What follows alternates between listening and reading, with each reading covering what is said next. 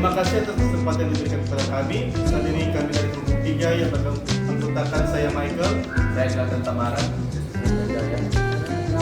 Saat ini kami akan mempresentasikan materi yang berjudul Akuntansi Sektor Publik dan Good Governance. Selamat menyaksikan. Akuntansi sektor publik dan good governance. Pengertian akuntansi sektor publik. Akuntansi sektor publik merupakan suatu entitas yang aktivitasnya berkaitan dengan usaha untuk menghasilkan barang dan pelayanan publik yang bermanfaat untuk memenuhi kebutuhan dan hak publik. Dalam beberapa hal, lembaga sektor publik memiliki keamanan dengan swasta. Keduanya sama-sama menggunakan sumber daya yang sama dan proses pengendalian yang hampir mirip. Namun dalam tugas tertentu, sektor publik tidak dapat digantikan oleh swasta seperti halnya pada fungsi pemerintahan. Berikut inilah karakteristik dari akuntansi sektor publik. Yang satu, relevan. Yang kedua, handal. Dan yang ketiga, mudah dipahami. Tujuan akuntansi sektor publik menurut American Accounting Association dinyatakan dalam berikut ini. 1. Management control. Memberikan informasi yang benar-benar dibutuhkan dalam pengelolaan yang tepat, efisien, dan ekonomis pada operasi atau alokasi sumber daya suatu organisasi atau lembaga. 2. Accountability bertujuan untuk memberikan informasi yang berguna bagi manajer sektor publik dalam pembuatan laporan pertanggungjawaban bidang, divisi, ataupun sumber daya yang berada di bawah naungannya. Nah, sekarang kita akan masuk dalam good governance. Nah, apa sih itu good governance? Menurut Asian Development Bank, governance dapat diartikan sebagai penyelenggaraan pemerintah dalam mengartikulasikan akuntabilitas, partisipasi, transparansi, dan prediktabilitas dapat diperkirakan dengan jelas. Selanjutnya, komponen good governance. Institusi negara. Komponen pertama ini memiliki peran penting khususnya dalam landasan bagi keberadaan, pemerataan, keadilan, dan kedamaian serta membangun lingkungan politik hukum yang kondusif bagi pembangunan. Masyarakat madani, komponen ini memiliki peranan penting dalam membangun landasan bagi adanya kebebasan dan persamaan termasuk kebebasan mengekspresikan diri yang dapat dipertanggungjawabkan. Sektor swasta, komponen ini penting untuk pelatakan landasan bagi pertumbuhan ekonomi pembangunan. Sektor swasta dapat berperan dalam menciptakan lapangan kerja dan meningkatkan volume produksi dan perdagangan, membangun SDM, dan langkah-langkah penting lainnya. Beberapa karakteristik good governance menurut UNDP. Yang pertama, participation.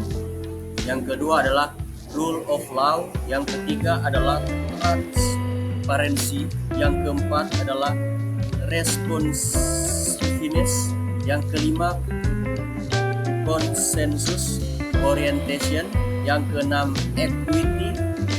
Yang ketujuh, efficiency and effectiveness. Yang ke-8, accountability. Yang ke-9, strategic vision.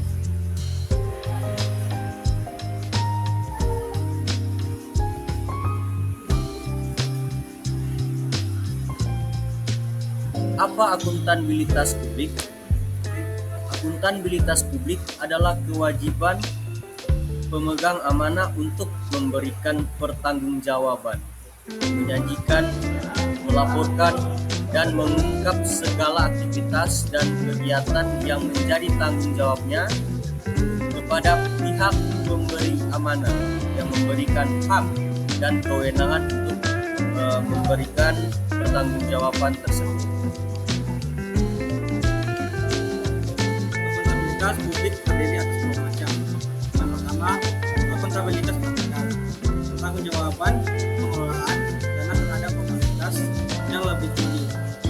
Contoh, pertanggungjawaban unit kerja atau dinas kepada pemerintah daerah. Yang kedua, akuntabilitas horizontal, pertanggungjawaban kepada masyarakat.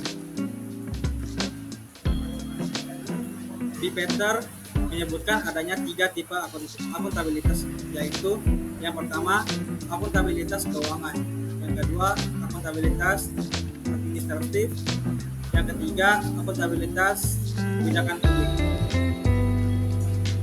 Nah, sekarang menjadi pertanyaannya, apa sih contoh governance Indonesia? Nah, contoh good governance Indonesia yaitu salah satunya adalah reformasi birokrasi.